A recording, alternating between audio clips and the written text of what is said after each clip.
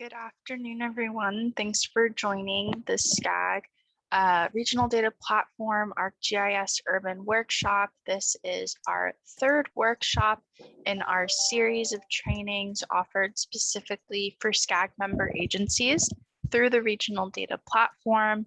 I know we had quite a few registrants, so I'm gonna just wait 2 minutes for them to hop on. So we'll get started at 1:02. So give 2 minutes or 1 more minute and we'll go ahead and get started. Thank you. You may have to speak with either Public Works or the building department. Did you want their number?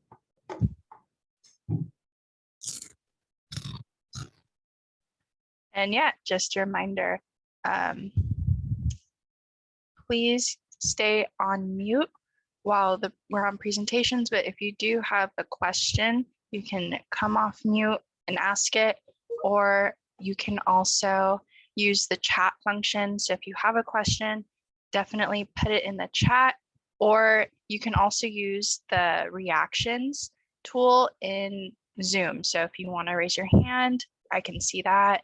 And during the hands-on portion that Jason's going to walk through in the second half of the workshop, he will probably ask for confirmation from you all if you're all are following along or if you're lost. So in that case, feel free to put your thumbs up, or you can put in the chat, got it. He'll give you the cue on when he wants to hear back. All right, so I'm going to go ahead and get started because I know we only have 2 hours and I don't want to go over since there's a lot to show today. So hi everyone again, I'm Robin Franke. I'm an account executive on the Smart Cities team at Esri. And today we're going to do an ArcGIS Urban hands-on workshop for all of you who are SCAG members. And thanks for joining. Just to repeat myself, this is the third workshop we're hosting in a series of ArcGIS tools for trainings for the SCAG Regional Data Platform workshop. So there's 4 in total. The first was an introduction to ArcGIS Online. The second was an introduction to business analyst. This is ArcGIS Urban, and then there is one in May for ArcGIS Hub that we'll share the registration link to at the end of the meeting if you'd also like to join the workshop on ArcGIS Hub. So with me today are 2 of my wonderful coworkers, Jason and Morgan. Do you guys want to introduce yourself before we get started? Sure. Oh, Jason, do you want to go first? Oh God, we're doing it. You go first, Morts. All right. Hi, everyone. My name is Morgan Sapia. I am an account executive like Robin on the Smart Cities team, where she focuses on urban. I focus on ArcGIS Hub. So I will be hosting the Hub workshop in a couple of weeks. And like Robin said, we'll be sure to post that link here in the chat at the end of this workshop. So don't forget to sign up for that. And thanks for being here. And I will go next. Hey everyone, I'm Jason Carrion. I'm a solution engineer on Esri's Smart City Solutions team. My background is in 3D GIS and urban planning. I'm going to be taking you guys through the hands-on portion today. So looking forward to it. Thank you both. All right, so I'm going to go ahead and get started. Here is the agenda for today's workshop. So I'll do an overview of urban and also go over the new releases we've had in the past year. So we had one in July and October, and then we also had one just this past February. So I'll go over the new features, and then we'll also explore those in the hands-on workshop portion. So I'll also do a demo of urban just so you can get a bit of understanding of what urban looks like before we jump into the hands-on portion with Jason, where Morgan will be monitoring the chat and flagging questions and seeing if we need to go faster, slower during the hands-on portion. And then I left a little bit of time for how it works and next steps, and then also time to fill out a survey at the end. So that's what today's workshop is going to look like. A large portion is the hands-on, which is really exciting because that's where you actually get to learn urban. And because you guys are all SCAG members, you have an access to one urban license through the regional data platform. So you can get off the floor running, setting up your own model or using an example model with the urban license through SCAG. And if you need help accessing that, you can also email me and we can make sure that you have access. All right, so I first want to start off to quickly review why we created ArcGIS Urban. So we know that planning departments are facing many challenges with a variety of problems even before COVID hit. And a couple years ago, Esri started to really record and listen to the problems that planners specifically were facing when it came to GIS technology and their workflows using technology. And we found 4 key issues that were prevalent amongst jurisdictions that we talked to. And the first was the high cost of recurring plan updates. As we all know, there's a regular cadence of comprehensive plan updates, and that includes specific plan updates and then the housing element, which is every couple of years. And these processes and updates every few years have become time consuming, labor intensive, and quite costly. And if you've met with me for the RDP licensing kickoff meeting, you'll know that a lot of member agencies haven't updated their general plan since 2004. And I understand why. I mean, it's so expensive and time consuming, and it takes so many years and resources. It's really a large problem that we see with jurisdictions all over the country. We also see a need for jurisdictions to modernize their workflows and maximize investments that they've already made in people, data, and GIS technology to connect to and leverage the existing systems in support of their planning projects. Planners often have a limited access to or even awareness of a city's planning related GIS data.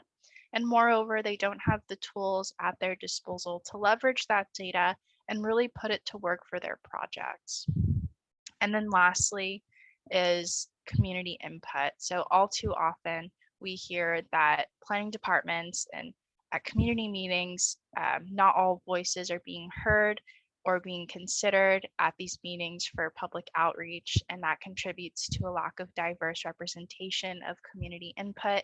And that's something that I know we're all striving for as we're planning for the future of our community inclusively.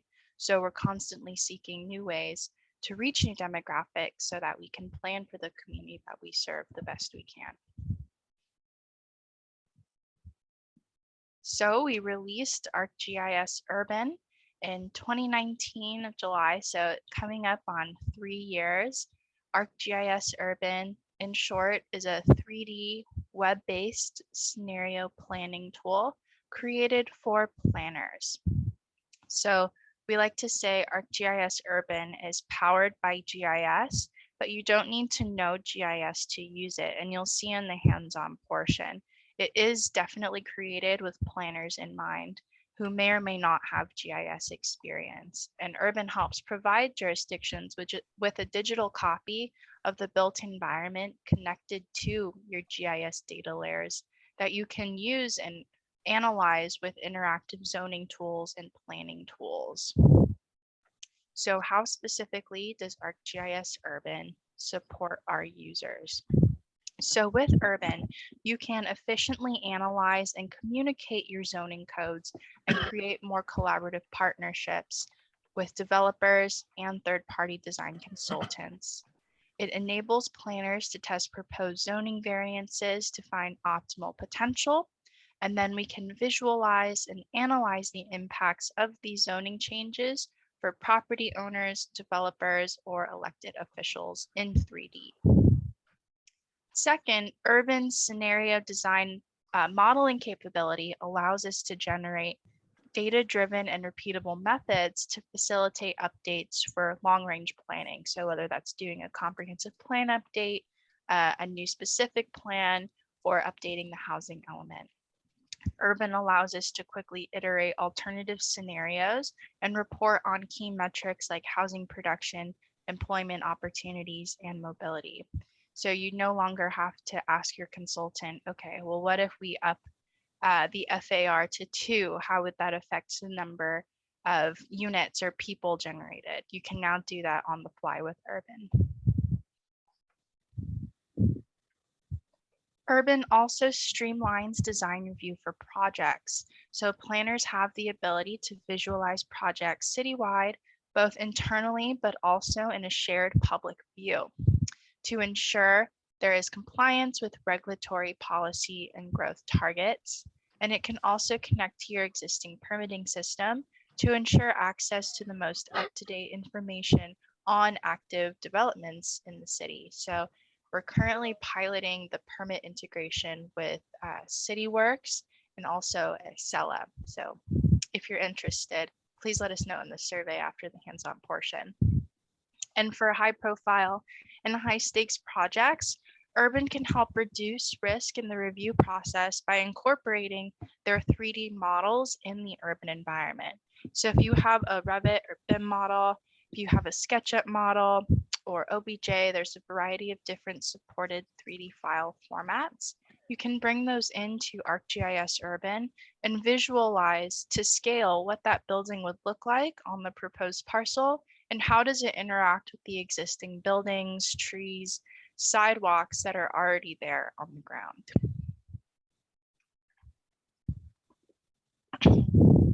And of course, we all know planning is a field that requires rapid engagement and collaboration, both internally and externally with the public. And with Urban, we have map-based feedback and discussions alongside interactive design to help break down complex topics relating to development scenarios. So for any plan or project that you want to share, whether that's internally or externally, you have the power to control the sharing, and then you can also embed the urban model. So you can embed the urban model in a story map, an ArcGIS Hub page, your city's website, so that granted, whoever has access, whether it's through organizational sharing or if it's shared with the public, those will be able to view the urban model and comment. And all of those comments are stored as a feature layer in ArcGIS Online. And their comments and feedback can also be exported to an Excel file.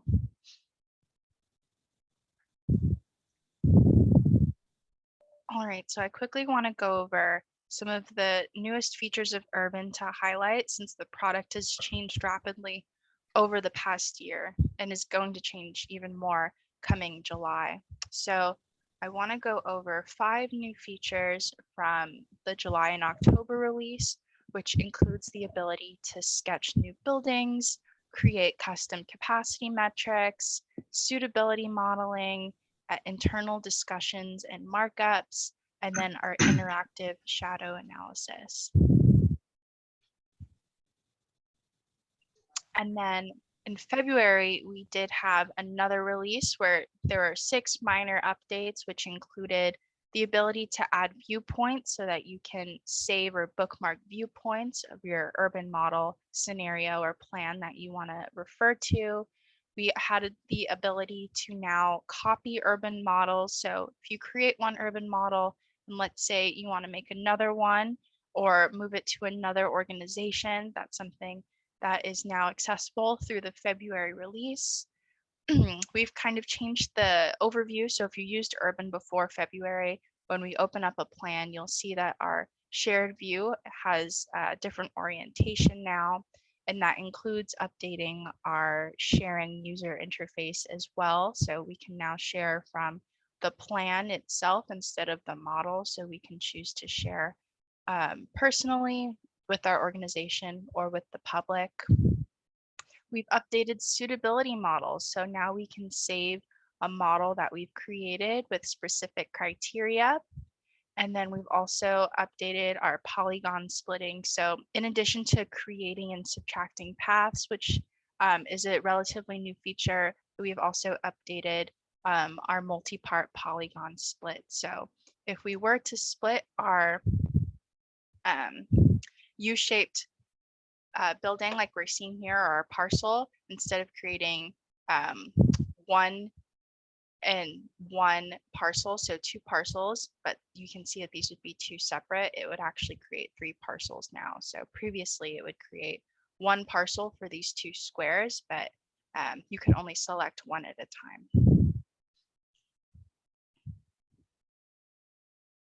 All right, so now I'm gonna head into the demo portion of Urban. I also saw that my screen was flickering, but I think it went away. So Morgan or Jason, does my screen look okay? I did see a little bit of flickering while I was on that last It slide. looks good on my end. Okay. All right, so I'm gonna head into the demo of Urban and then we'll get to the hands-on portion right after. All right, so my screen should now be showing an urban model for the city of Fullerton. And I believe this is also the model that we're going to be exploring in the hands-on portion. So right off the bat, I want to say that ArcGIS Urban is completely web-based. It is an extension of ArcGIS Online. And that means that when you log on to Urban, you're actually logging on with your ArcGIS Online username. And because it's an extension of ArcGIS Online, that means it's also compatible with other tools in ArcGIS Online. So if you saw or attended the ArcGIS Online workshop, you probably saw that there are a variety of different tools that are hosted through ArcGIS Online, like story maps, the web maps that we created, web scenes, and even Business Analyst. Whatever we make in those web maps or scenes or in Business Analyst, we can bring into ArcGIS Urban and vice versa. So that is, I think, one of the key benefits of using Urban versus other tools like Urban Footprint or some of our other competitors is that your city or jurisdiction is probably already using products from the ArcGIS family, and Urban can consume those as well. All right. So I also want to mention, as we can see here, if I zoom into the ground, ArcGIS Urban is inherently 3D, and that is noted on what we call our 3D base map. So all of these white buildings in our map view are our 3D base map, which is building footprints extruded by their height attribute. And that can give us an existing 3D context of our city. So we know generally what are the buildings available that are built on our ground. So when we propose new buildings, we have a general sense of how tall they are relative to existing buildings. And as members of the SCAG region, we have public 3D base maps available for all of you. So we have LA County.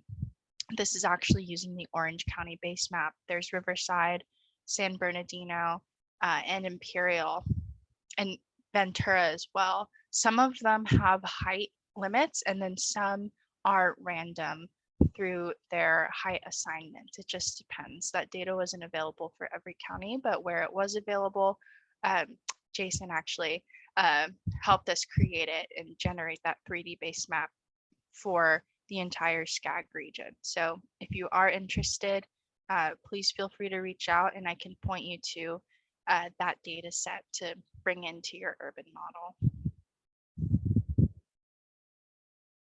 And again, those are created by building footprints extruded by their height attribute. And you can also search for it in ArcGIS Online. All right, so Urban has 3 main components, and we'll explore all of these in the hands-on portion and briefly in the demo. And those are indicated by 3 buttons on the top left-hand corner. So we have projects, plans, and indicators. Projects are focused on current planning or current developments, where plans are focused on long-range planning.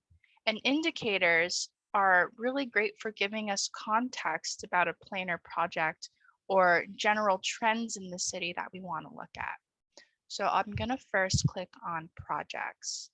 And when I click on projects, the map will zoom out to show citywide all of the projects within the city, and then will show us a list on the left. And so on our map view, each pin actually represents a current development within the city, and each icon or color represents the status of the project. And this is something that you can customize in Urban to reflect your own permitting pipeline. And then our list, if we scroll down, we'll be able to see an overview of each project with the description and the status. I'm going to click on the Amplify apartment building.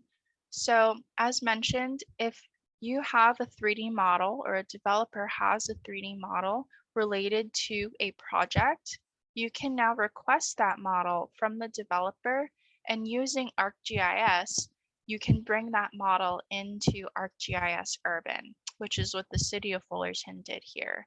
So this is a SketchUp model that the developer created. The planning department requested that SketchUp model, and they were able to bring it into Fullerton and bring it into the urban model to really understand exactly what this building would look like on the proposed parcel and understand how it would interact with the buildings surrounding it.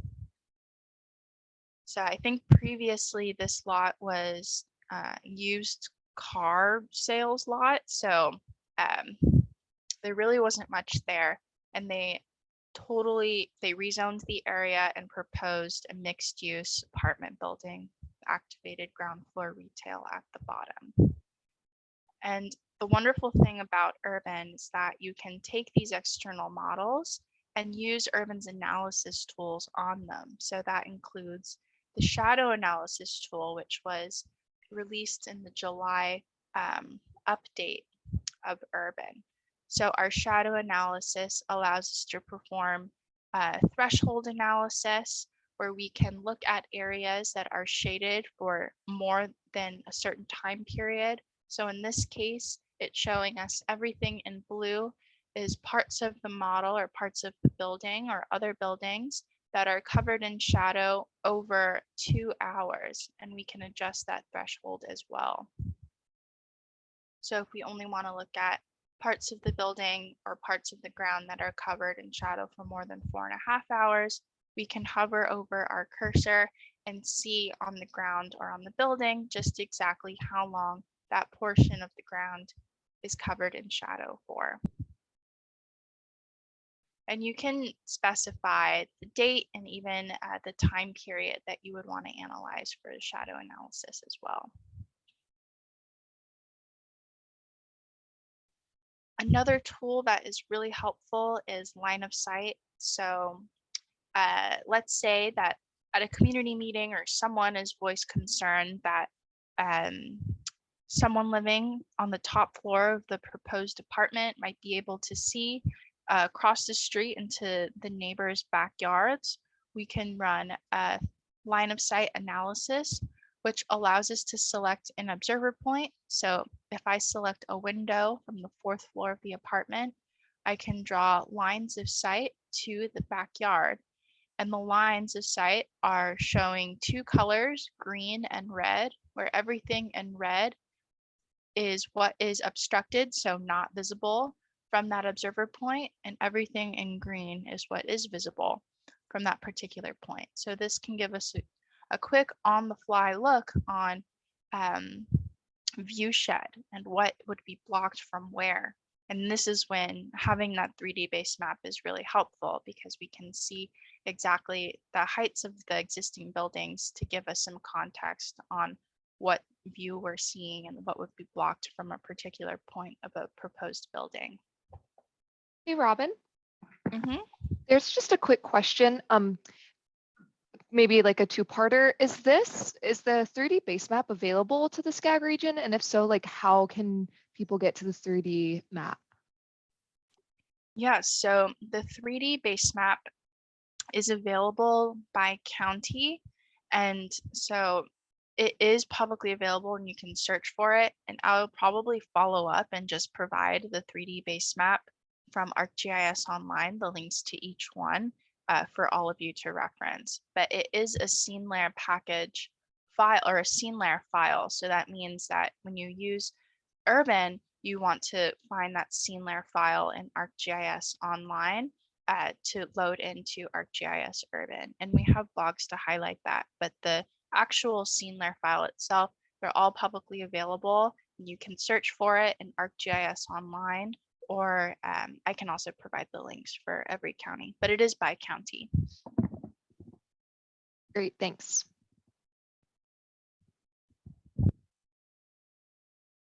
All right, so that is the projects component of Urban. One other thing I wanted to highlight is that on the top right-hand side, you can see there's our dashboards button. So if you have a current development that you want to see with this view, you can also put in how many households it would generate if you have that information when the permit was submitted as well. So this view that we're seeing here, you can embed in a website. So if you're seeking public comment, you can also activate the discussion feedback, and they'll be able to drag pins and leave comments, and they will be geolocated comments that you can reference and download later.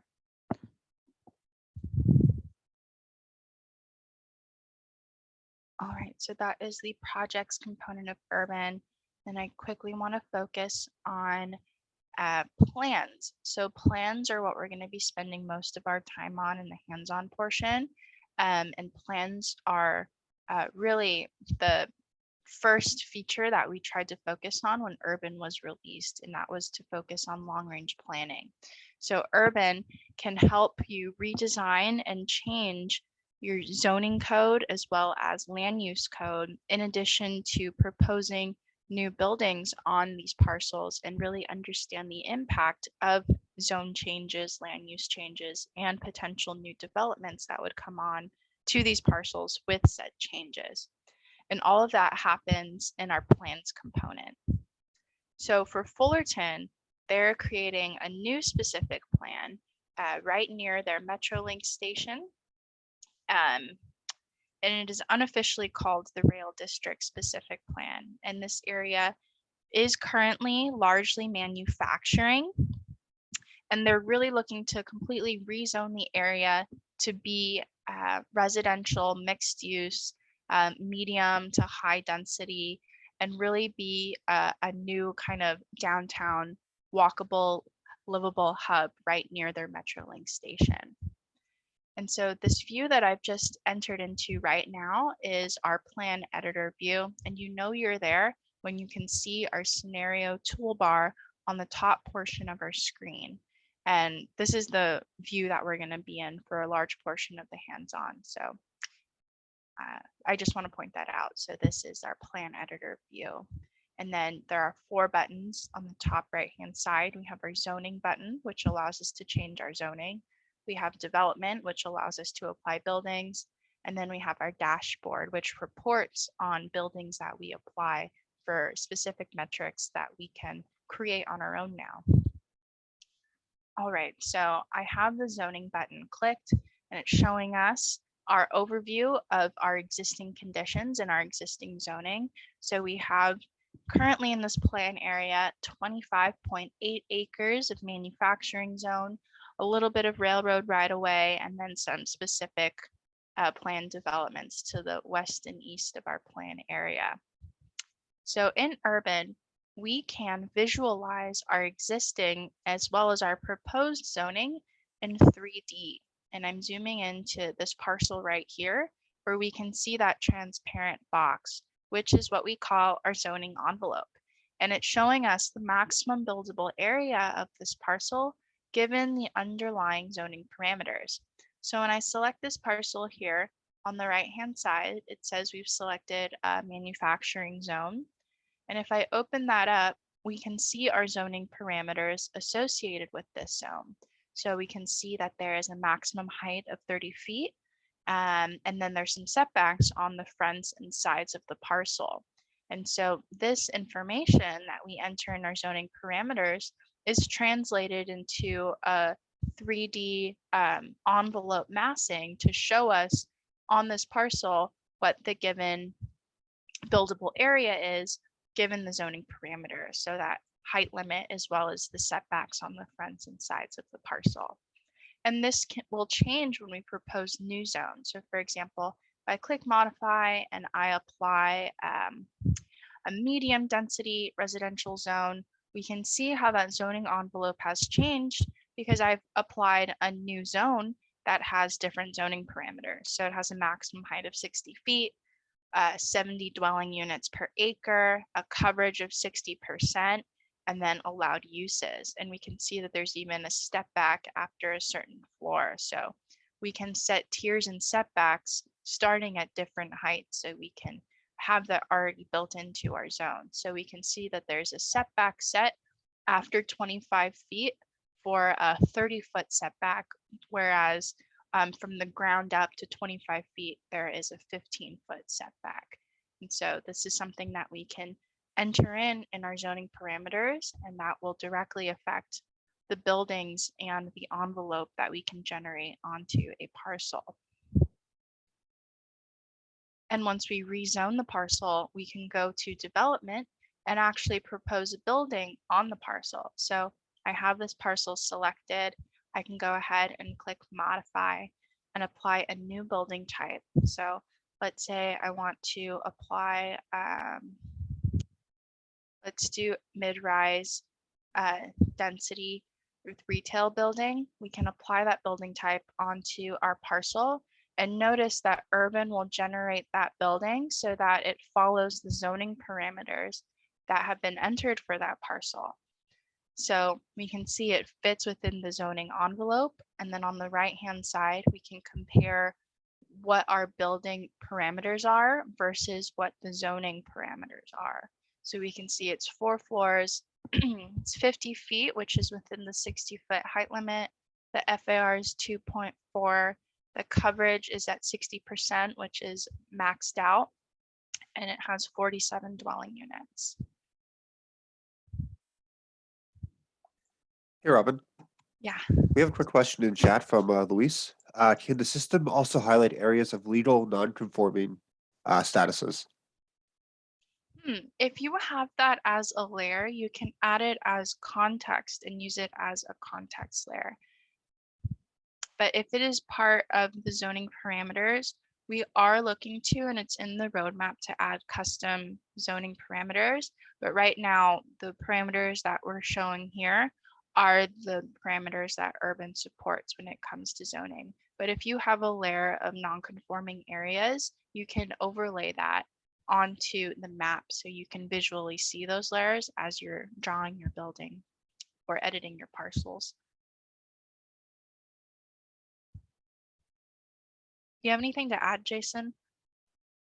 I think also to add too is that if there's something that you're developing and it does fall with outside of the parameters or it doesn't follow within the allowances of Urban or the zoning parameter you set, there is also warning labels that do appear as well. You can turn them off and on in the hamburger menu at the top left. You can see right there too. Yeah, so I didn't mention that, but on the right-hand side for building regulation, you can see that little gray circle next to space use. And if you hover over that, it says some space uses in the building are not allowed in this zone. So we can see that we've allowed residential multifamily, parking, retail, affordable housing, and office, but we haven't allowed a cultural use, which is part of this building. And this works for any of the zoning parameters. So if you propose a building that doesn't fit the zoning parameter, Urban will warn you and will give warning labels if you turn them on, telling you that, okay, the building you're proposed is not in compliance with the zoning that this parcel must follow.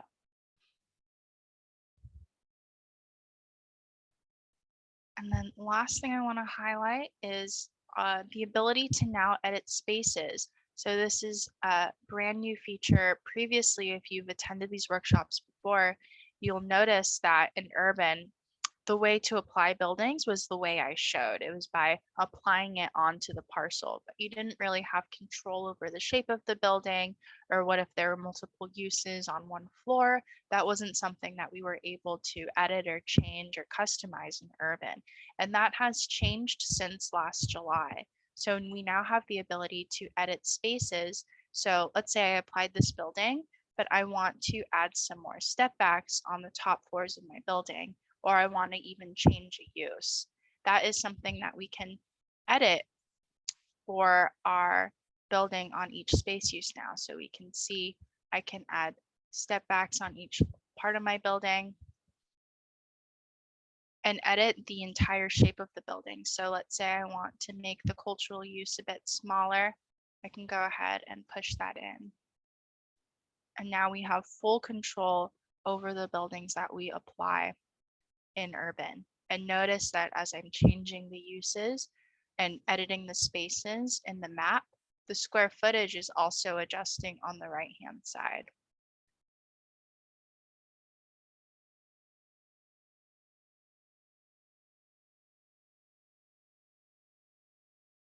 All right, so now we have kind of like a wedding cake building on this parcel.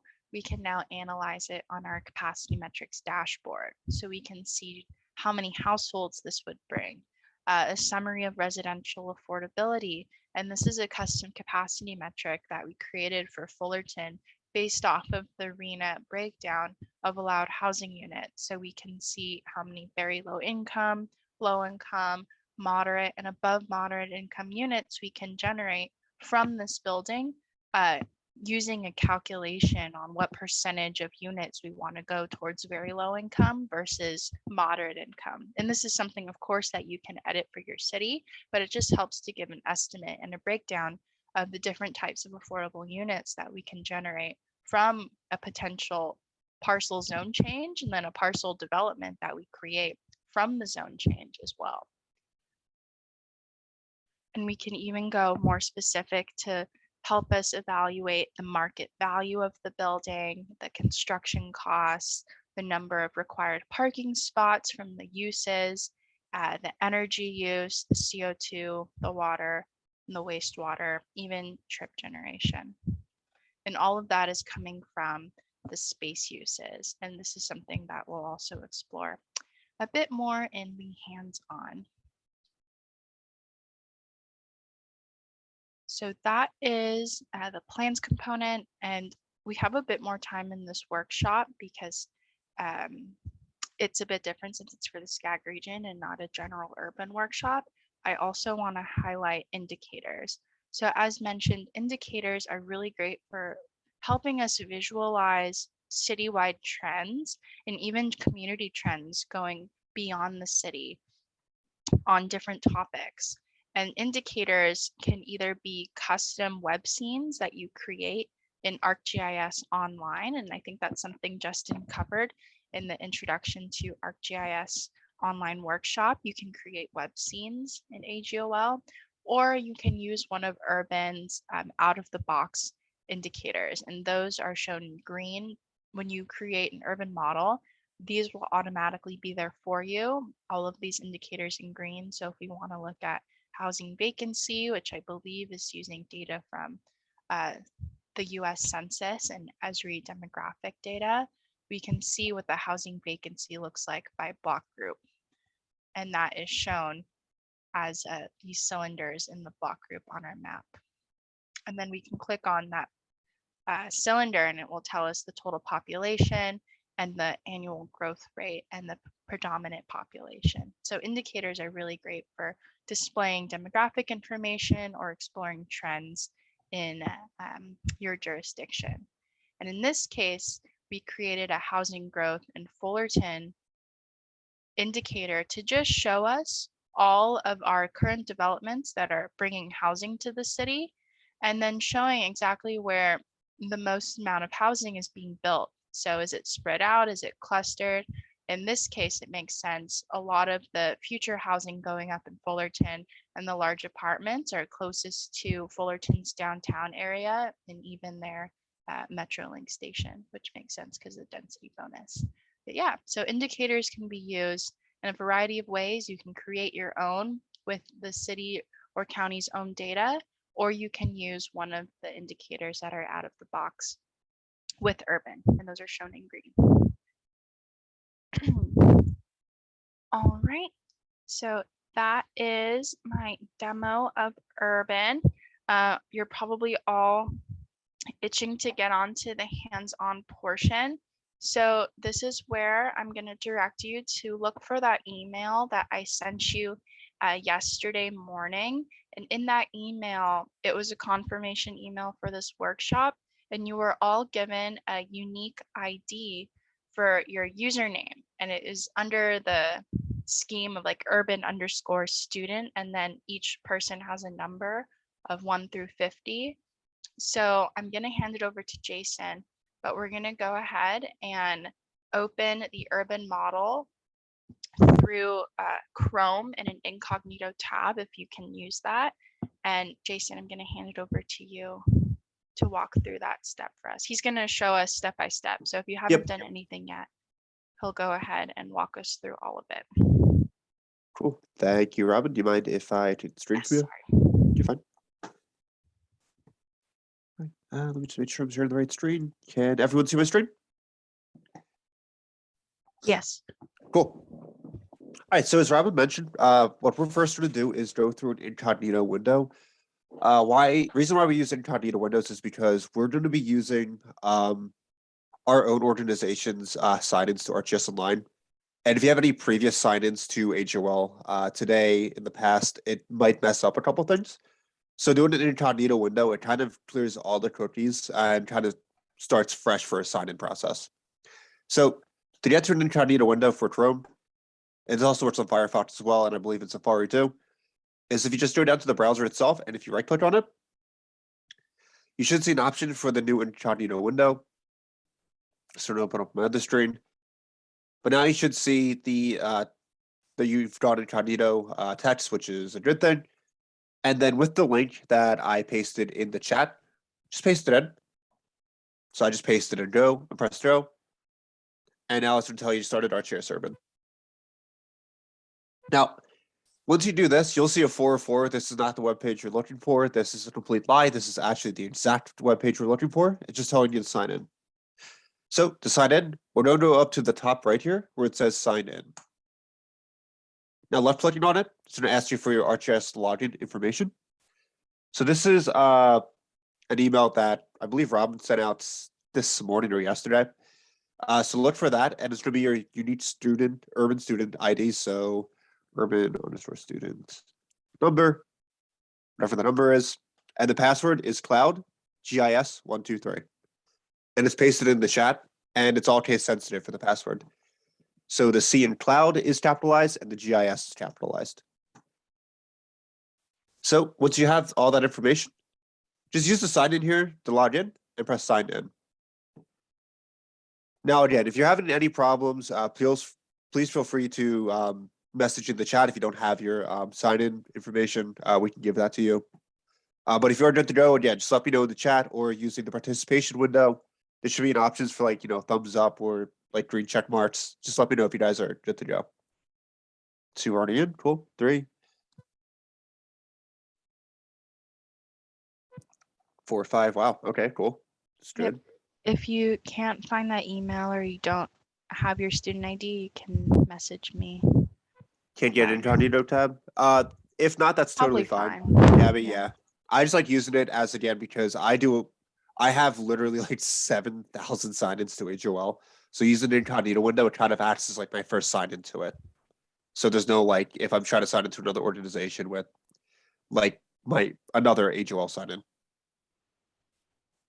And just let me know, Gabby, if that does when you do sign in, if you're good to go.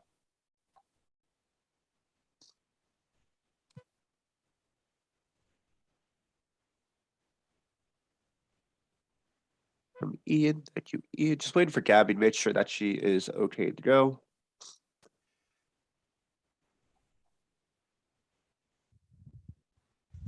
Give just another couple seconds. And no one's having any problems. Just make sure. Not seeing anything in the chat. Robin, Morgan, anyone message you privately? No, Cool. Okay. I think we're good. Cool. Awesome. All right. So I am going to move on. So to begin this, you should see something similar to me. This is the city of Fullerton as Robin was just demoing. We're going to be using this today in our demo section. So the biggest thing, thank you, Anthony, for the thumbs up.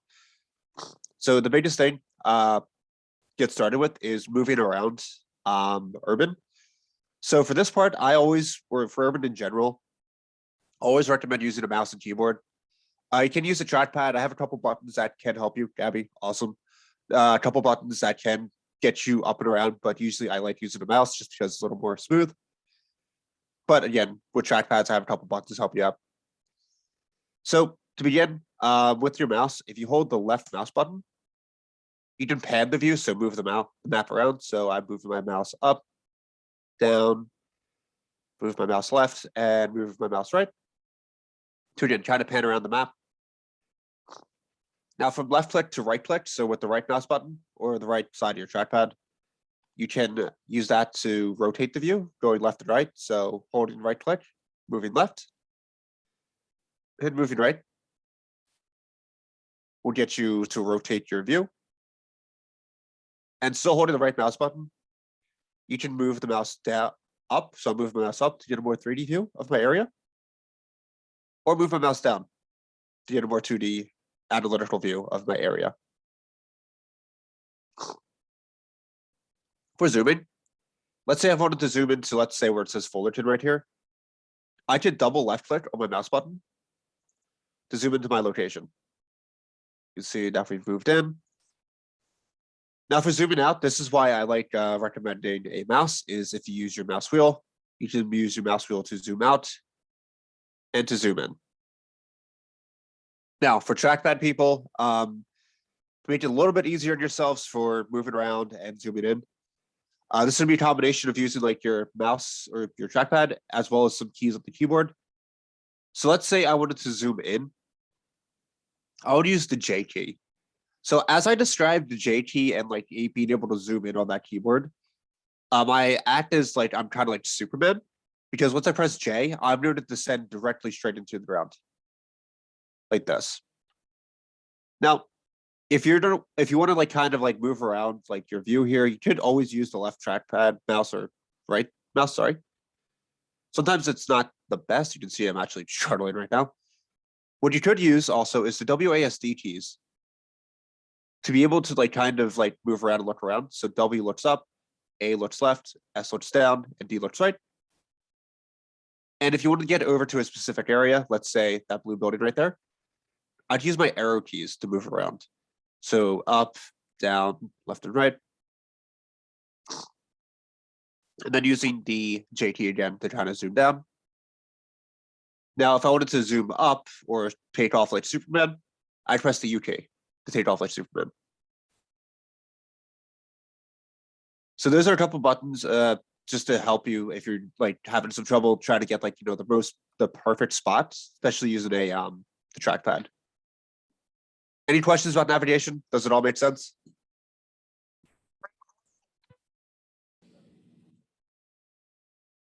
No one's too lost. No one's too lost, like no one's on like stuck in the mountains or anything. I think we're good to go. I don't see anything. Cool. All right, so we're gonna move on.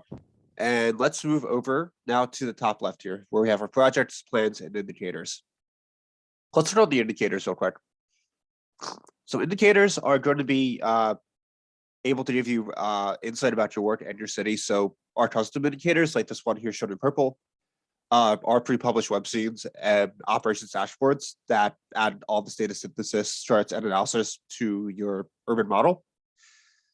So because of housing affordability is a huge thing out in California, Fullerton is using a custom indicator looking at housing affordability within their city. So we just see it based off of different tracks and the percentage of housing affordability within these different areas.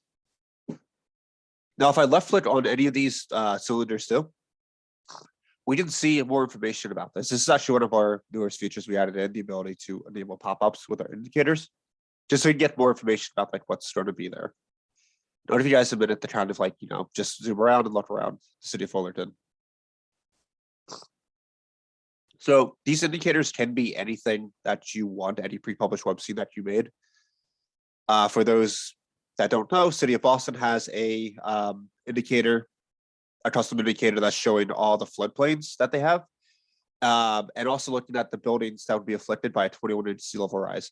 Very, very useful, and they use it for their planning purposes, especially in urban.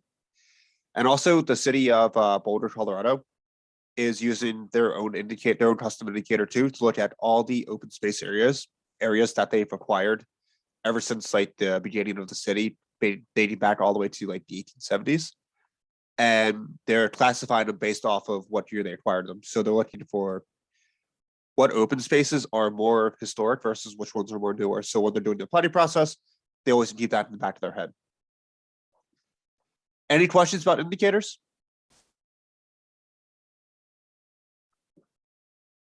Not seeing any questions about indicators. All right, so now we're going to move on to the second hardest part of this this hands-on portion, and this should be the only last hardest part of this workshop, is we don't go over to the plans. So at the top left, let's click on the back to list button here. And click on the back to list. Let's move over to the plans section. So when you left click plans, it's going to show all the land use and zoning plans that are going through the city of Fullerton right now in this model. And today we're going to be working on a fictitious version of the rail district specific plan, what Robin just showed actually during her demo session today.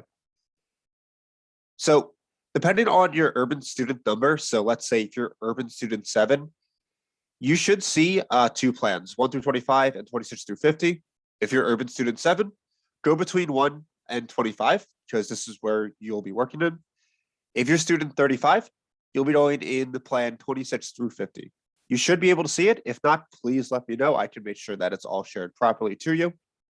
If you forget your urban student number, you can either ask in the chat right here, or at the top right, you should see an icon with like little gray person. Where mine's at, it's just a picture of Boba Fett. And it should give you your urban student number right here. And depending on what your urban student number is, again, go into your correct plan. I'm going to be going in through 1 through 25 because that's where my plan's at. And left click to open the plan.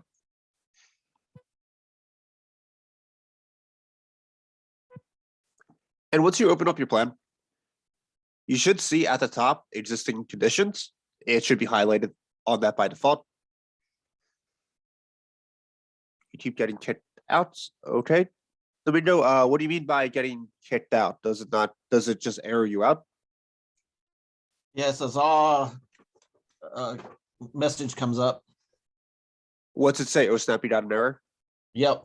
Okay, just try refreshing it again. And if not, Morgan, do you mind jumping into maybe a breakout room with him just to help out? Or Robin, perhaps? Yeah, I'll put Yeah. Robin in one. Cool, thank you. I think it might just be refreshing because everyone's accessing the. True, that should be time. thing as well. So Domingo, try refreshing and see if it opens up, and if not, you can see what's happening. Is the map normally really slow? I think right now, Jonathan, because we have a lot of people logging into like the same different plan or same plans, it might be just a little slow right now. So apologies about that. So for those that have gotten in already, at the top, as I was saying, you should see existing conditions is highlighted. But you should also see all these other student numbers here. So these are your scenarios that you'll be working in today. So these are kind of like your safe spaces to do whatever you want for your development and have your different ideas. So left click on your student number. If you do not see your student number, use the arrows on the left and right side to kind of scroll through all the different scenarios. So if you're like student 24, you'll be all the way at the end. Go back. And for me, I'm going to click on the instructor here. Left click to open it. And just for those, just let me know if you guys were able to get in. Again, thumbs up in the chat, thumbs down if you're still waiting, or just, again, just use the chat as well to let me know. We have 4 already in. Wow, nice. 5, awesome. 6, 7, 8. I feel like the count from Sesame Street. 9. There we go. Waiting for just maybe like 1 or 2 more, just to make sure. And we're good to go, and make sure that Jonathan is good. 1 is good. All right, awesome. Vincent G's good. Awesome. Yeah, that might have been the second hardest part and the final hard part of the workshop. So congratulations, we all made it. All right. So first thing we're gonna do is, because we have this like kind of existing industrial zone, what we're going to change it to is something more mixed use friendly, especially because of this existing rail district here. So we're going to be applying for new zoning types that are going to, again, allow us to try to build out our mixed use development and then create buildings that represent the mixed use development and then look at the impacts that of our development. So first thing, as I said, we're going to kind of focus on the zoning here. So let's left click on the zoning tab here. So when you left click on the zoning tab, this is where we're going to have all our zoning information stored. So this is where we do our zoning editing, zoning type allocation, and creating new zones. So left clicking on it, we can see that this MG zone is taking up most of the area. And I'm going to zoom in right here to these 3 buildings. And I'm going to left click and press shift left click to select my 3 zones on this side of the parcel, this northern side of the parcel. So by shift left clicking, we can select multiple features. Stephen, Chakra, love it. So with these 3 zones here, again, to select multiple features, make sure you hold shift and left click to select them. We should see that you have a acreage of 4.39 acres for these zones.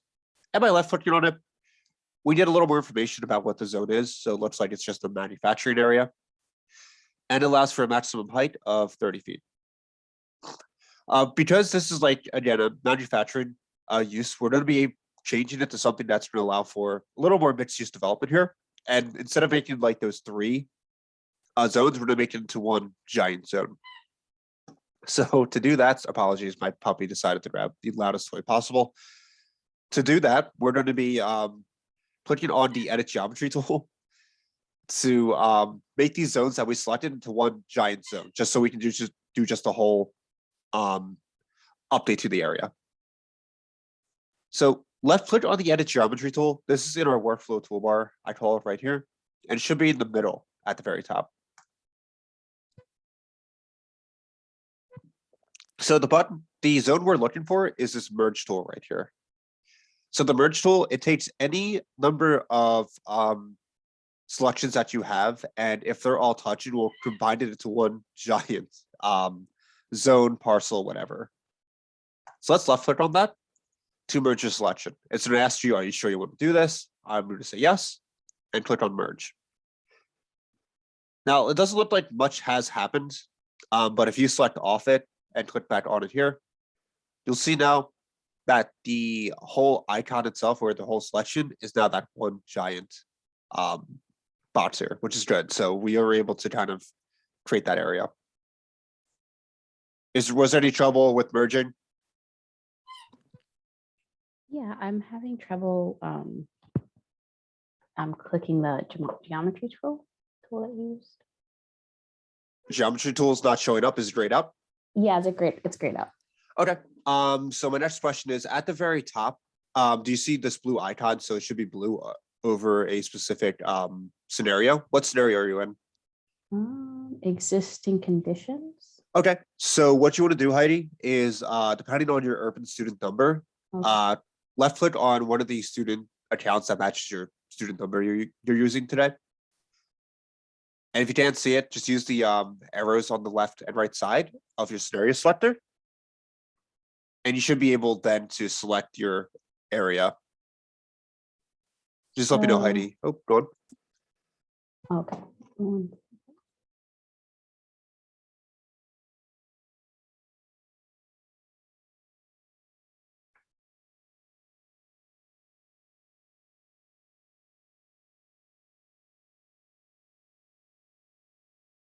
Okay, I'm good. Cool, awesome. Thank you. Kevin Law, how do you change the measurement for the max height from meters to feet? So that's a good question. So apologies about that. We do a lot of these workshops also international too. So a lot of time we're changing between meters and feet, and sometimes we do miss that change there. So Kevin, or anyone else that's having that problem, so to quickly show you how to fix that. So to do that, we're going to go up to the top right. Again, this is for people that are having the problem of seeing meters instead of feet. So let's left click on your icon at the top right. So you should see again your icon at the left. And let's left click on profile and settings. It will automatically open up a new tab for you. Once you're in this here, let's go down to the view by settings option at the very bottom underneath groups. And left clicking on that, you should be in the general settings. And if you scroll all the way down, you should see units option. So you might be in metric, just left click on US standard. And then once you do that, you can go back to urban and just click the refresh button.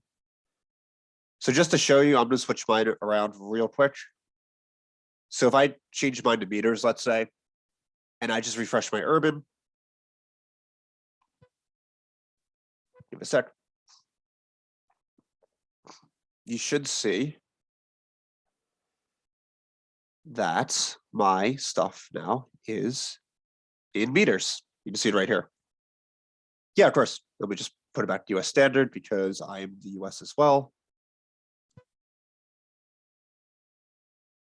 And Kevin, sorry about that. It's, yeah, we just do a lot of these workshops. It's just, yeah, it just happens sometimes. So sorry again.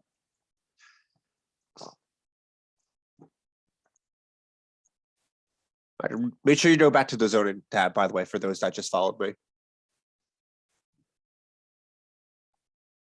All right. So now that we fixed that, now what we're going to do is actually apply for that new zoning type. So let's left click again on this this box here that we created from our merge tool. And let's go to the modify button at the top right. You should see this appear once you do your selection. If it'll be selected if it has that Esri selection blue, I call it. If you're to modify. Now in this area, you should see all of the different zones that are within the city of Fullerton. But what we want to do right now is try to limit it to all the proposed zones that we do have, or we did create for this plan.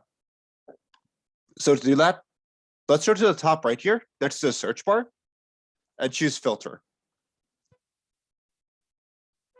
Now, in proposing this, so in this filter section, we can choose proposed in this plan. We'd also filter by space use. Let's not do that today. But you're able to filter like the different zones that allow for different uses. So if I'm like looking for a mixed use area, I want to search for mixed use zones that allow for affordable housing, I can check that here. Let's apply filters. And once you apply your filters, you should see all these different zones here. And then at the very bottom, you should see this rail district mixed use zone. So I'm just going to just click on it just to show you what's inside the zone and what parameters there are. So in this zone, we see our label, the description, and it has a color. It's like a mint green today. We have maximum coverage of 90%, max FAR 5, and a maximum height of 75 feet. For tiers and setbacks, we have setbacks at the front interior, side, and the rear interior. And finally, we have allowed uses for what I usually see with mixed use development is affordable housing, culture, office, open space, parking, retail, and residential multifamily uses. I press cancel. Now, I press cancel because I was just closing out of it. To apply the zone itself, let's click on, you can click on anywhere within the RDM, Rail District Mixed Use proposal. So I usually like clicking on either like where it says Rail District Mixed Use or RDM. And once you left click on it, you'll see that the blue, the MG blue has been replaced by the RDM green. Now, were you guys able to apply your new zone type? Because that's what you just did.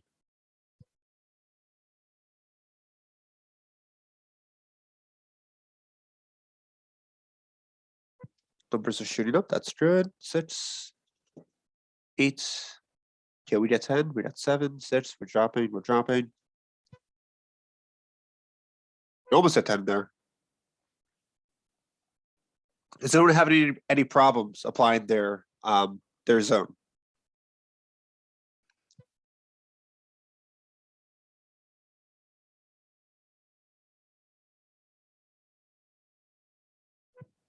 Looks like no one's having problems, Yep. which is a good thing. Oh, Nothing on my end. yep, cool, awesome. Yeah, you guys are doing fantastic so far. Usually, people get tripped up usually with like the sign-in information in this, and especially applying the zone, but you guys have been doing great. So awesome job, guys. All right. So congratulations, we just applied for a brand new zoning type that's going to allow for mixed use development in the Fullerton rail district area. So congratulations. So now that we're done with our zoning type allocation, let's move on. So we're going to go from the zoning types here at the top. We're going to move over to development. So let's left click on the development tab. So the development tab or development bar, this is where instead of doing all your zoning editing, you're going to be more focused on parcel editing and parcel design, adding new parcels, and also applying building types that can be created, and they'll be generated in 3D for you. So first thing we're going to do is start doing some parcel editing here. So for the parcel edits, I'm going to focus mostly again on our RDM area. So I'm going to zoom in here. I'm going to left click on my U-shaped parcel here. So, or the building with the U shape on it. So once you left click on it, you get information as Robin kind of showed earlier of the building regulations. So what's allowed. So you'll notice like 75 feet is allowed, FAR 5 coverage of 90%. If you remember the numbers, this is actually based off of the underlining zoning. And if you left click on it too, you can see why it's 75 feet. But let's say I wanted to cut this parcel up in half. So we have our U-shaped building here, but I want to kind of split this up based on this side of my building here. So to do that, I'm going to go back to my edit geometry tool. Now the edit geometry tool is in kind of the same spot as it was before our merge. So instead of 2 down, it should be 3 down. And you left click on edit geometry. We're going to use the tool right next to merge, which is the split tool. So the split tool is kind of the opposite of the merge tool. So the split tool takes a parcel or zone, and you're able to split up the zone into smaller pieces. So today we're going to be taking kind of like this bigger parcel and using the side of my building here to kind of split it up into 2 smaller zones. To start your split, make sure you start outside of the zone or use our snapping capabilities to start the split right on top of the parcel line. So I'll start it right here. And once you left click, you'll see that a pin has been dropped, this like orange pin. I'm going to go all the way down here. And I'm going to use my split area or finish my split here by double left clicking. So double left clicking, you'll be able to finish your split. And you'll notice too that once you do that, these like vertices will appear. So you can actually use this to kind of like edit your split to make sure that it is like the most perfect possible split you can do. And if you wanted to add like more vertices and everything, you could do that, or scale it or anything you want to. So I'm just leave it like that. And when you're done, you can press OK. Now, when you're done, it's sort of again look like nothing really too much has happened. But if I left click on my left side of the U, you see, looks like the split didn't go through. That's fine. I'll just split again. This time I'll make sure I'm outside of my selected zone. You can see that this is all good. Press OK. There we go. Now you can see that I have 2 different splits here. That's my apologies. I think when I did my split and did a little bit of that editing, it went into my split area. So again, just make sure when you're doing your split, just to show you again, that when you split, make sure you start outside of your zone or on the parcel edge. And then either finish on the parcel edge or outside of your zone, press OK to do your split. You should have your 2 parcels here. Any questions about doing the split? Any problems with the split?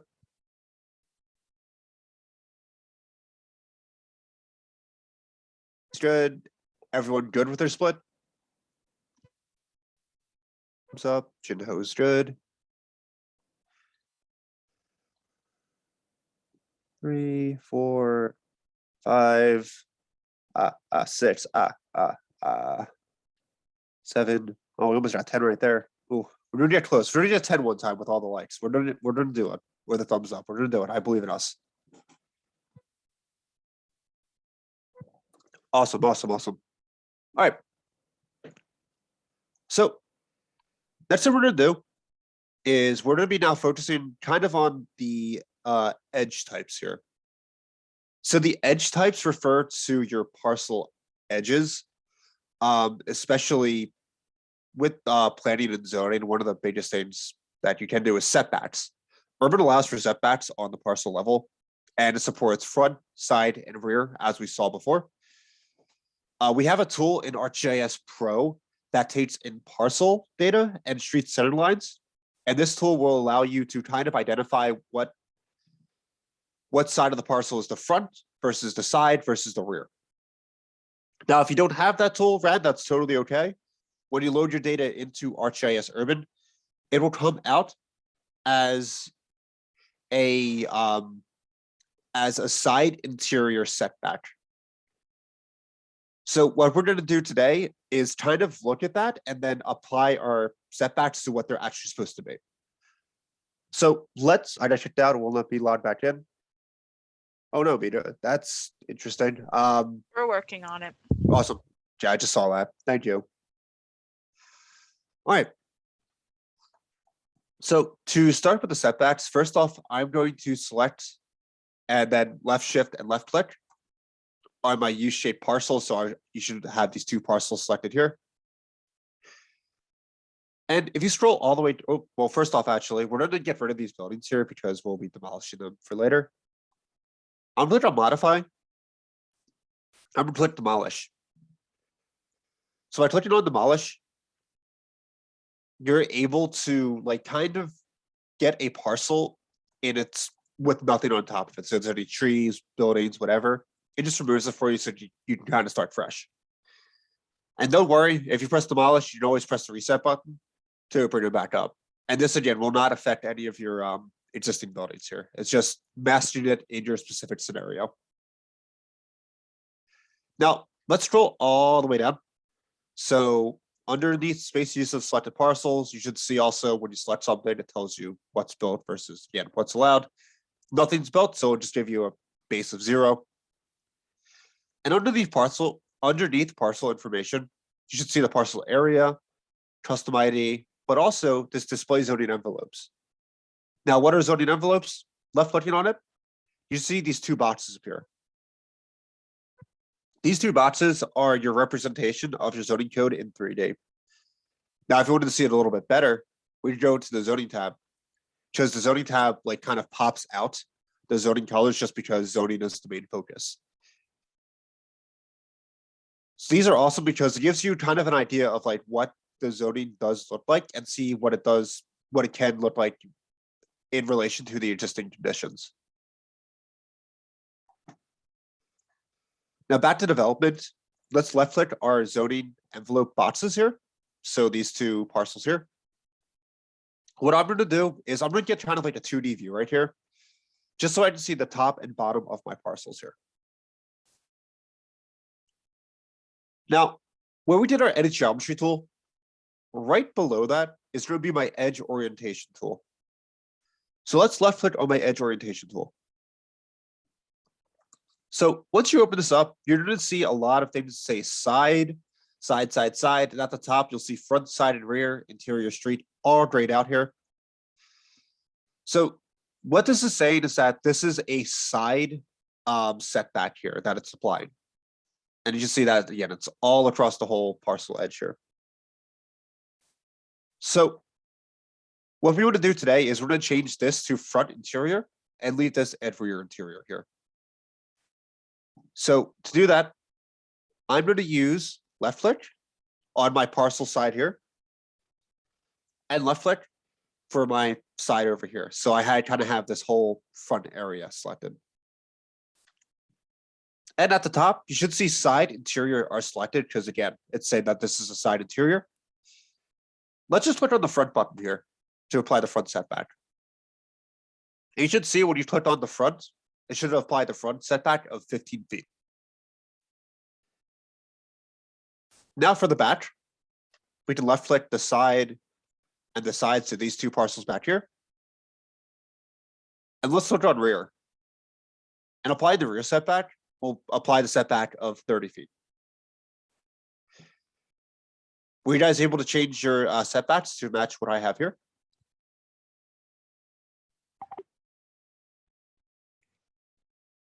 Jason, can you show us how to apply the edges again, just for those who Yeah. were in the breakout room? Yeah, of course. It was Mina, correct? So Mina, to do that, what we're going to do is first, let's left click on our parcels here. So these two parcels here. Again, left click and left shift, left click to select multiple features. And then where we did all our like editing geometry, so splits, merges, right underneath that is the edge orientation tool. Now, what you want to do next is you should see everything when you click on that, say side here. To change it to what I have here, just left click on your different sides. So like your front area here, it should say side for you. I'll just change it to show what it looks like. So side and side. All you have to do is just left click, left shift, left click on your parcel edges, and then just click front to apply your setback. And then at the back, let's do the same thing. So I'm gonna just show you left click, left shift, left click to look something like this. Just click on rear to apply it.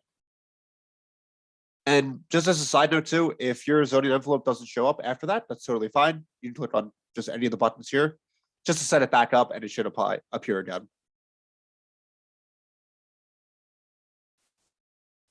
And I saw that we were good on our setbacks, but Mina, were you able to do it? Got it? Awesome. Cool. Yeah, of course. Question. So I was able to do like the rear and the front, but I'm not seeing an envelope. That's an envelope. Did you did you check all the envelopes? I think that's what I missed. Yep. So just click on the done button here, Heidi, Okay. and then just scroll all the way to the bottom. There should be display zoning envelopes checked on. Were you able to get your envelopes up? I clicked it and then do I need to do that again? Oh, your envelope's not showing up? No. Oh, wait. Just kidding. Yes, it's good. Yeah. It's taking a minute. Yeah, sometimes it takes a little bit. And again, if it's edge orientation, sometimes I've known that it does like kind of disappear. I don't know really what causes it, but just again, just like kind of just saying, oh, like this disappeared, pressing like side and then going back to front. Got it. Or just clicking on it, it should show back up again, like you see right here. Cool. And let's press done at the top when you're done. Now, just to check again, was everyone able to kind of apply their setbacks? So now you have correct setbacks representing the parcel edges. 1, 2, 3, 4, 5, 6, 7. Can we get 10? We're gonna say it's 7, 6, 7, 8. We're close. You guys are getting very close with that. Oh, we got the 8. Okay, that's the mat. That's the new high score there. So good job. All right. So now speaking of the zoning envelopes, we're going to turn them off now because we don't need them anymore. So let's make sure that you have your zoning envelopes selected here. Let's go all the way down to display zoning envelopes and just left click to turn them off. Excuse me. Because next what we're going to focus on is we'll be focusing on our building type allocation. So what we'll be doing is selecting on my left parcel here to start. And we're going to make sure, again, make sure that it's selected with the Esri blue selection. Go to modify and apply building type. So you're going to see here out of the box, we have 49 of these building types here. So these building types are basically built off of space use types. So space uses describe how space in a building is being used. So space uses kind of act as our Lego pieces, and our building types are our Lego sets. So to kind of show you, let's just go to the mid-rise residential with office and left click on that to apply it. When you apply this building type, you're going to see our different pieces. So our different Lego pieces. So like a residential multifamily, parking uses, and office uses. And again, these pieces here build all into our Lego set or the building type. Now, usually with urban, this is what you would do to apply a new building type and then kind of walk away and get your impact. So if you scroll down, you see the building regulation of like what's built versus what's allowed for an area, and also see the setbacks and everything. But so with our new release last year, with urban, we added a couple different ways to apply your buildings that kind of make it a little more realistic. So let's left click on the adjacent parcel here on the RDM zone. Let's go to modify. Let's go to apply building type. Now for this one, I'm going to use the high density residential, retail, and affordable housing use. And left click to apply that. Oop. Maybe not that one. Let's actually apply residential affordable housing. This one right here. High density residential and affordable housing. So we can see here that it's pretty small, and I want to apply maybe some more affordable housing at the top here. So to do that, I'm going to left click on my parcel here, and I'm going to click on edit spaces. So with the edit spaces tool, this is now going to allow me to kind of edit the building shape as well as the spaces that are being used here. So first, what I want to actually first do is based off of my residential multifamily use, so like this third floor here, I'm going to left click on it to kind of select my building or select my floor. Once you do that, you're going to see that these orange lines have appeared.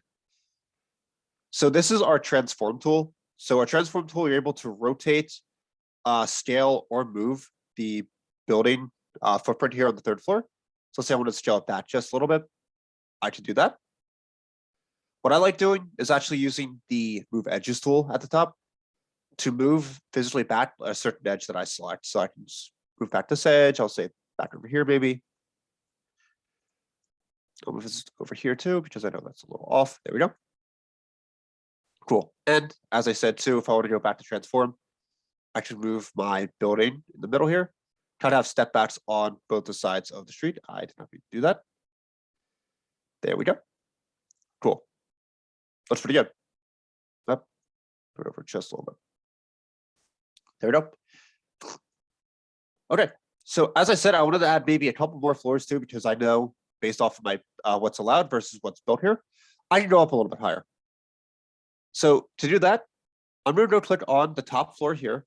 So when you're selecting floors, I usually like having it set in like this, the most 3D view possible, just so I can select my floors a little bit easier like this.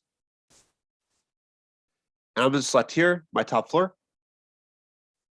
And at the top right, or at the middle, at the very right, you should see two pieces of paper. This is our duplicate tool. So what this does is duplicate, it creates a brand new floor directly similar to the floor below it. So I'm going to have now a third floor here. And as I said, I want to have affordable housing uses here. So to have more to accommodate for more affordable housing. I know my space use here. Just show you again, my space use type. I go to where it says residential multifamily, click on the three dots here, and apply for affordable housing. And you can see that the color has changed and also the name has changed. So now it's affordable housing. You can also change the floor height too per floor. So if I want to say maybe 15 feet for affordable housing, make it a little bit taller, I could do that. You can see that it does apply over here as well. Okay, and finally, what I'm going to do is just apply for another floor of affordable housing at the top. And I'm going to put that down to 10 feet because I can. And also too, I guess at top here too, I'll use the move edges tool to kind of make it a little bit of step backs on the side. It's kind of like a pyramid shaped building here. There we go. Cool. So what's cool about Urban now, as you kind of just saw, is you're now able to kind of create your own custom shaped buildings here. Where is the parking in this model? So Jinho, that is a fantastic question. So I'm going to press done to show you where that parking is. So Urban supports the capability to visualize underground infrastructure. So to see any of the parking, which is all considered substructure, which you can create. So just to quickly show you guys. You can see when you have a building type, at the very bottom, you can apply for substructure uses, so like substructure parking. Is there anyone that clicked on that? Press cancel. But for those following, let's left click on the top here. And you can see we have different types of base maps, so schematic, imagery. So if you want to have like a high level, high res imagery, I believe we might have mesh with this. I'm not too sure. Looks like we don't, which is fine. Or underground. So I click on underground. You're able to see all the underground features. So if I hold right click with my mouse button and go underground, I can see all the substructure features. So this is where the parking's coming from, Jinho. Does this help out? Thumbs up, cool. Of course. And what's cool about Urban 2 is that you can load in any other data that you do have within plans and projects. So for example, let's say if you're doing build out here and you want to visualize where your utility lines are, you can add that into Urban 2 and visualize it with the underground base map, just to see again where those utility lines are and if your buildings are going to be matching up with that new development. So there's a lot of really cool stuff you can do with it. All right, so after that great question, we're going to move on to the final parcel over here. Actually, let's do something here because we have a little bit of time. So let's left click and left shift left click to select both my parcels here. So we're gonna have my small parcel over here, and then on this side is like lawn warehouse. It looks like. Let's select both of these. And now we're gonna go to the edit geometry tool here, and let's click on merge, just to merge my parcels together so we have one giant parcel. Once you merge, let's just click done real quick to go to modify and demolish just to get rid of my warehouse here. And let's go back once you demolish to edit geometry. And now we're going to do something like a split, but it's going to be called our subtract path tool. Let's left click on that. So the subtract path tool kind of acts like a split. However, it creates a buffer area for you. So you can kind of visualize where maybe potential walkways are going to be, potential roadways, potential any type of like throughway that you want. So I'm going to start here, left click on this outside by, what is this, Highland Ave? And I'm just going to go in here. And I'm just going to draw all the way down here. Double left click to finish my split. I can see I kind of have a throughway that I just created. Here, you can also like change the size of the throughway. So I'm going to have 40 feet. Actually, I'll leave it at 30 feet. Here and press OK. And once I do that, you can see now that I have two separate parcels here. But my actual like area that I split off here is not selectable. So again, it's acting as like, you know, that throughway for cars or bikes, whatever you want to have it for. All right, I'm going to press done. And next, I'm going to click on the bigger part of this parcel here. So what I want to do here is because of my uniquely shaped building area. So if I wanted to like, you know, apply a building, let's say like a main street or lower, just to quickly show you guys, don't touch anything. I can make something like this, which doesn't look the best, honestly. So I'm going to demolish this. And let's just click on the edit spaces tool at the top right here. So I click on the edit spaces tool. You'll see that you have two options here to draw new building spaces or draw new surfaces. With Urban now, you're able to click on draw new building space to kind of draw out your own custom building spaces. So now this is super useful, especially if you're going to be having any like site plans that you want to bring into Urban to kind of like visualize where the development is going to be. So let's say, for example, with my area here, I want to draw out an L-shaped building, but not to the exact measurements as we just saw. So to have it just built out over here, left click, build it back here. There we go. Cool. So once you have this, you can move it around, make it bigger, smaller, how much, make it a little bit longer on this side. And then you can rotate to make sure it does fit a little bit better within the area itself. Next, what you can do is edit the vertices. So if you ever want to make it maybe like a little bit longer, or what I'm going to do here actually is make a, make sure that's straight, there we go, a U-shaped actually this part here, so put that. Sure, this is straight, put that. And I'll try this down over here. There we go. It's something super, super unique here. And I'm going to change the space use type from affordable housing to retail. Okay, cool. Now we have a super uniquely shaped retail use here. So that's what I'm going to do is use the duplicate tool to create a complete copy of my first floor. So now with this, I'm going to start adding some step backs here just to make it a little bit more pedestrian friendly. So I'm going to go to move edges, move my edges back here. And back here, and just all the way back. And all the way back. Actually, move that back more. There we go. And you can see too, once you get to like the 1 point, it completely like just meshes in with each other, which is super nice.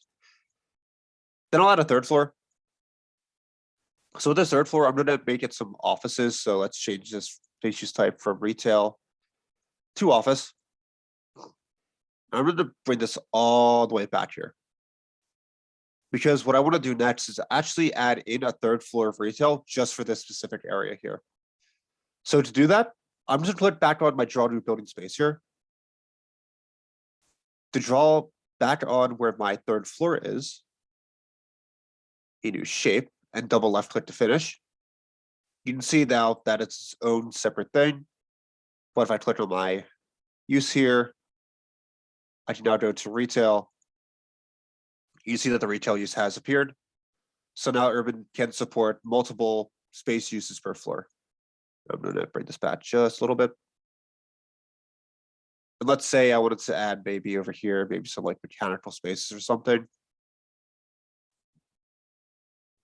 There we go.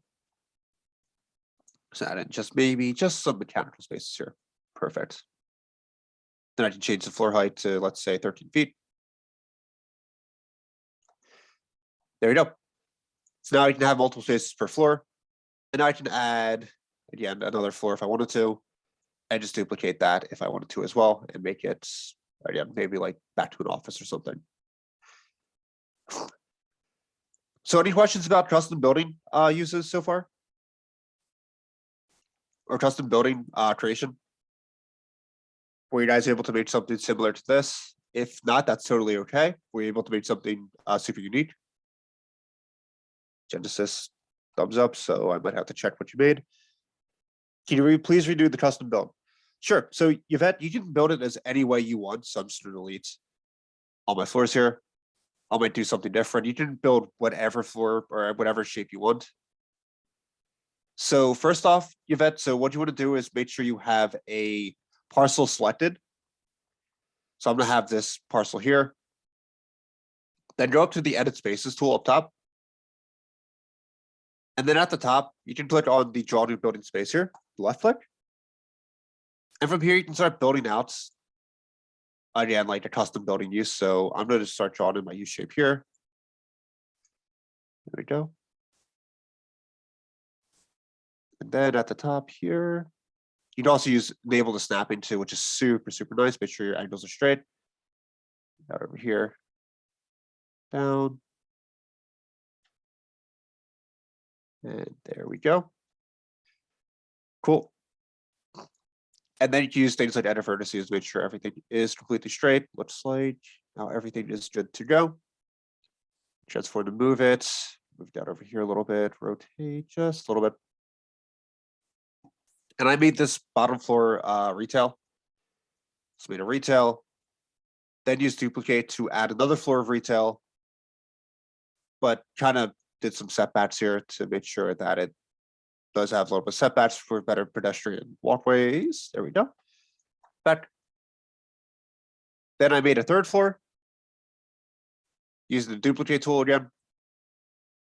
And I changed my space use from retail. So clicking on where space use type is, 3 dots, retail to office. Push this back just a little bit here to add a third floor of retail. So using my move edges tool to move out my edges like this. Back to match up with the building here. There we go. And then use draw new building space to physically draw out a brand new building space up at the top of my building here. Then office to retail. Does that help out, Yvette? Again, there's a lot of different tools you can use. You don't have to follow exactly what I built to draw new building space.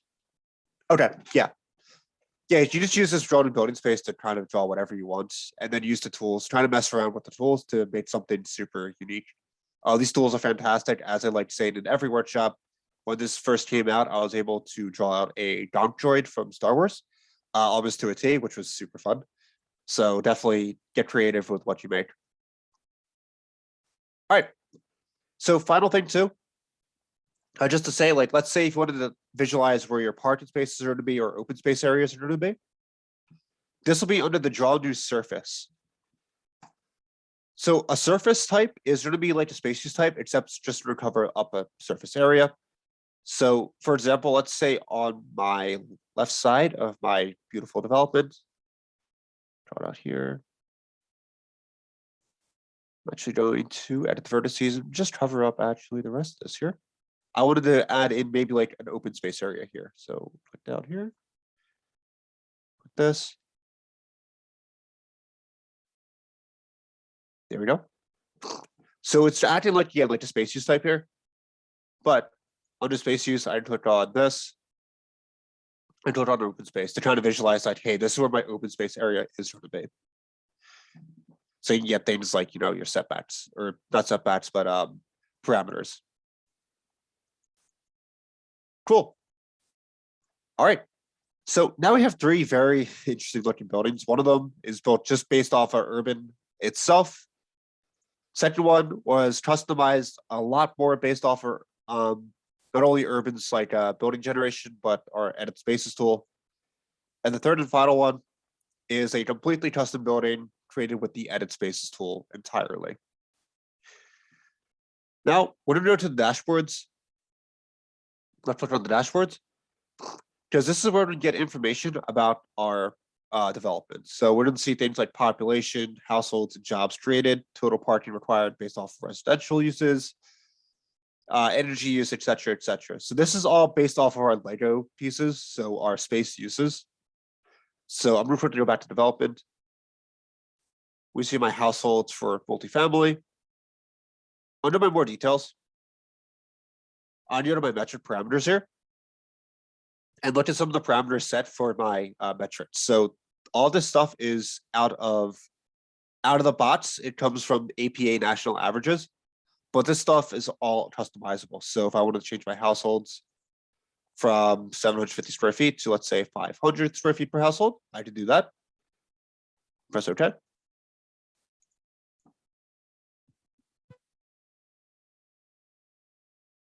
Households is dropped down from, or added more actually. So this is stuff that you can visualize here and change. What's also cool about Urban 2 is that a lot of these metrics do come out of the box. However, we do have the capabilities of adding in our own custom metrics as well. So let me just quickly show you that. You can see, like, you know, how many households are created, but also things like how many affordable units are created versus how many market rate units are created. These are all custom metrics you can click on to, or create to identify whatever impacts you want to see. So things like how much is it going to cost to do all this? How many school-age children are there going to be? How many like daily trips? This is all stuff that is all super customizable for Urban. Is there any questions about what I just showed you with the metrics?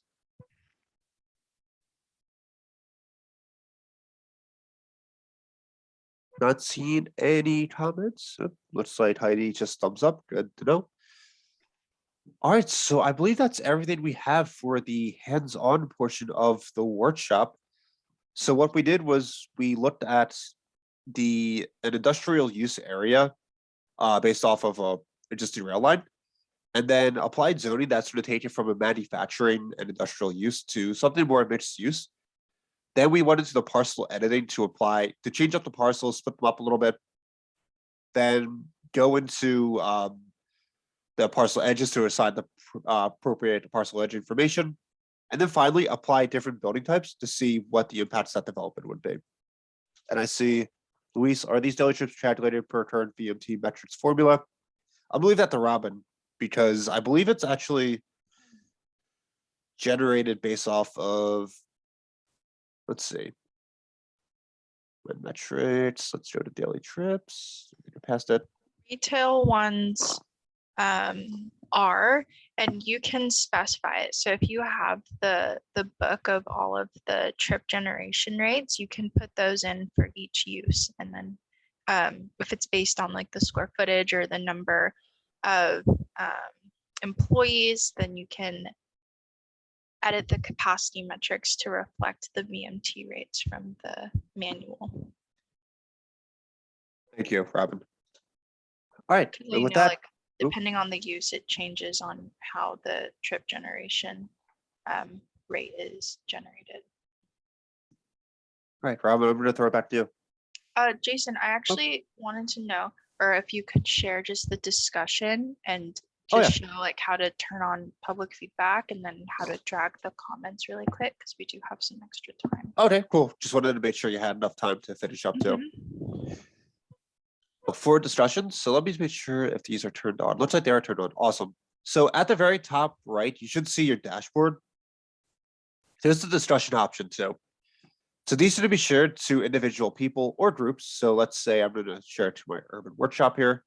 You see everyone that's a part of this urban workshop. There's a lot of them, including you guys. So depending on whatever scenario you're working on, so let's say if you guys came to my instructor scenario and wanted to say, wow, this thing is a monstrosity, or, oh, I like how much open space you have, you can leave a comment for that. So I'd click at the bottom and add a comment like, nice amount of open space. I'll put a smile too.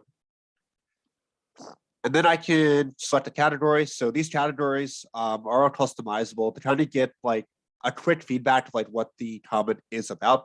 So because mine's open space, I'm gonna make it environmental.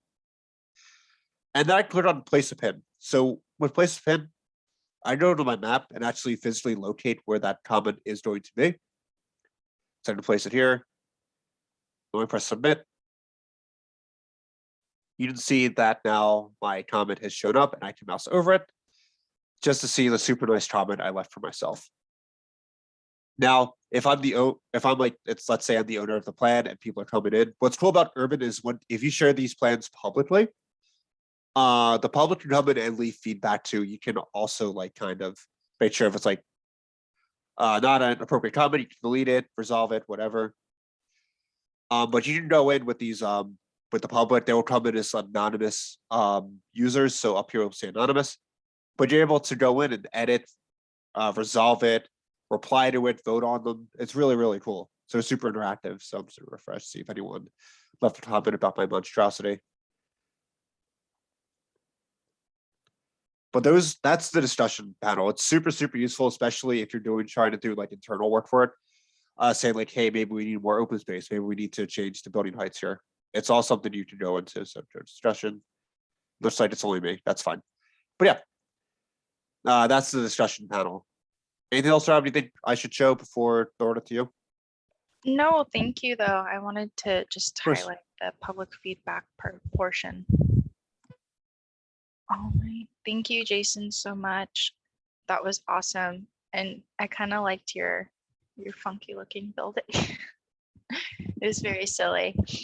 All right, so I wanted to just take a couple minutes for us to fill out the survey. So as mentioned, this is for the SCAG regional data platform licenses that are available through the regional data platform, and we're offering a series of trainings. This is just one of the 4, so this is 3 out of 4.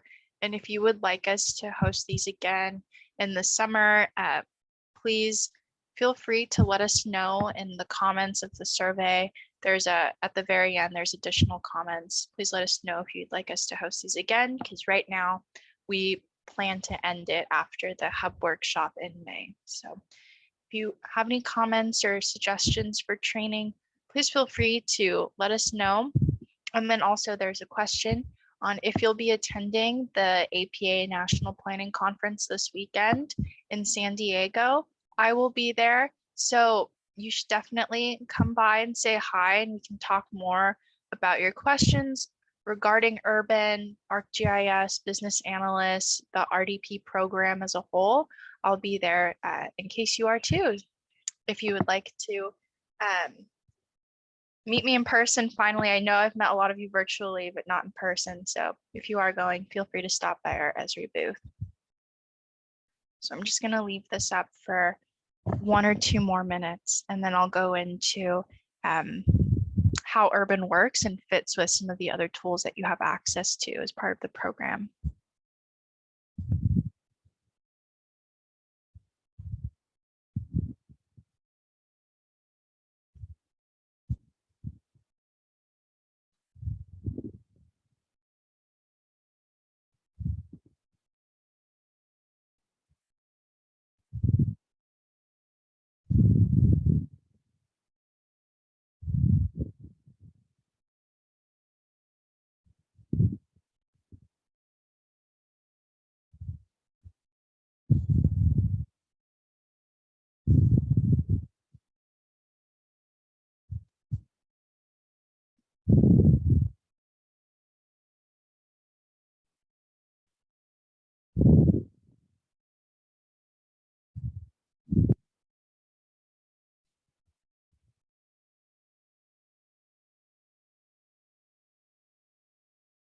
Okay, so I briefly want to talk about how Urban works and how you can use Urban and collect the data you need to set up Urban for your own model with the license you have through the program, and then also how you can leverage the other GIS tools that are available to you with Urban together. All right, so Urban is integrated across ArcGIS. And once the ArcGIS Urban model is established, this provides the existing conditions data, the basis from which practitioners, whether it's planners or designers, can create future scenarios. And then these individual plans and projects, which are shown as these colored icons, are stored and can be managed as separate feature layers in ArcGIS Online. And then scenarios within these plans that we worked on today for the rail district can be pulled into Arcgis Pro for further analysis using the Arcgis Pro Connector. And Arcgis Pro is also a tool that you have through the RDP program. And then scenarios can also be accessed directly from the web inside ArcGIS City Engine, which is Esri's urban design tool for downstream design advancement and custom modeling you might want to do. So Urban can create the block typologies that we were creating and showing in the hands-on portion.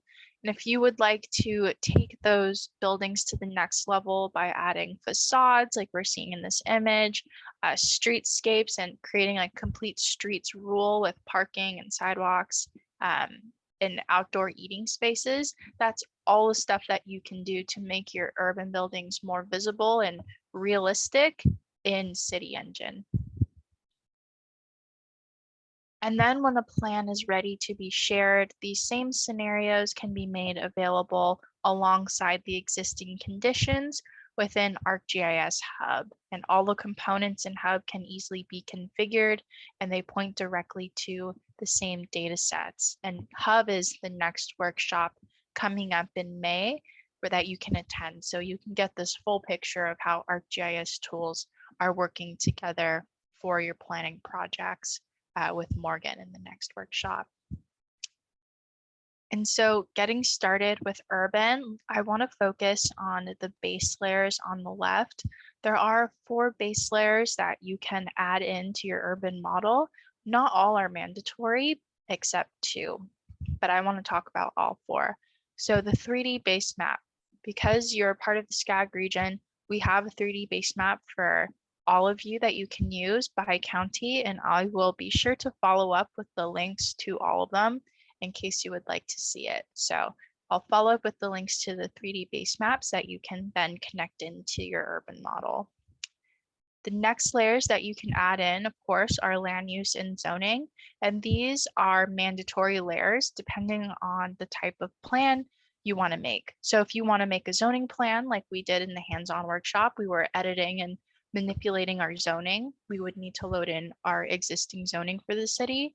And likewise with land use. So if you're doing an updated land use plan, or you just want to look at different changes in land use and look at land use potential, then you can also load in the general plan land use layer for your city as well. And urban also accepts existing land use. So if you happen to have existing land use and general plan land use, you can load in both into the urban model.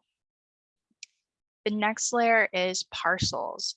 So parcels are also a mandatory layer, and if you want to make a land use plan or a zoning plan, you'll also need parcels, as that is the basis for all of the developments that we create in urban. Like you saw, we had to select a parcel first in order to apply a building type, or we have to draw a building on a parcel first before urban even allows us to create any 3D features. And then lastly is projects. So in my demo, when we showed that Amplify apartment building and we clicked on the projects and we saw a citywide view of all of the projects for the city, that's something that you can bring in. That data can either be a GIS layer, so it could be a feature layer or shapefile, or it could even be a spreadsheet. So if you have an Excel spreadsheet or an export of your permitting system that's a spreadsheet, and as long as there's addresses or XY coordinates for each project, you can bring in your spreadsheet of projects into Urban, and that will generate those pins on our map to recognize each project and also the status of the project if you have the status as a column in your spreadsheet.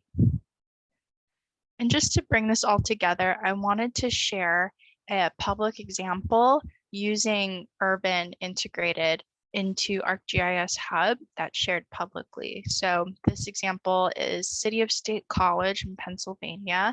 Their planning and community development website has ArcGIS Urban integrated into their hub site. So residents are able to go to their planning department website and see the current developments that are happening within their city through ArcGIS Urban. And so Urban has, or the city has split up the projects by the categories. So if we look at projects under review, we can explore and open that card and it will allow us to select a particular project. And then they have designed it so that Urban will open up to that project after the description is shown above.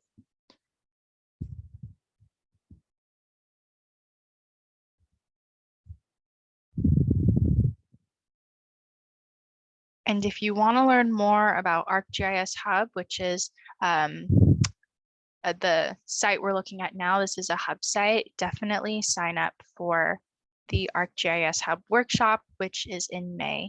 And Morgan, if you want to paste the link for registration in the chat, that would be great. And I'll also follow up with it. So I'll follow up with the links to the 3D base maps in case you want to see those, and then also the link to register for the last RDP workshop, which is on Hub.